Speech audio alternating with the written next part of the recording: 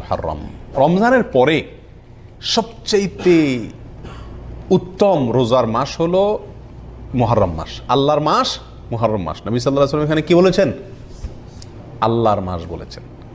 রমজানের পরে সবচাইতে উত্তম, সম্মানিত, মর্যাদাপূর্ণ মাস হলো আল্লাহর মাস মুহররম মাস।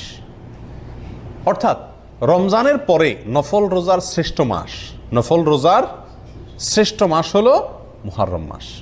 নবী সাল্লাল্লাহু আলাইহি সাল্লাম যে মাসকে নফল রোজার জন্য সবচেয়ে শ্রেষ্ঠ বলেছেন, সেই মাসে আমরা আশুরার রোজা বাদ দিই। আশুরার একটা বিশেষ তাৎপর্য আছে। মাস হিসাবে মুহররম মাসে নফল রোজা রাখার তৌফিক কয়জন মানুষের হয় বলেন? খুবই কম।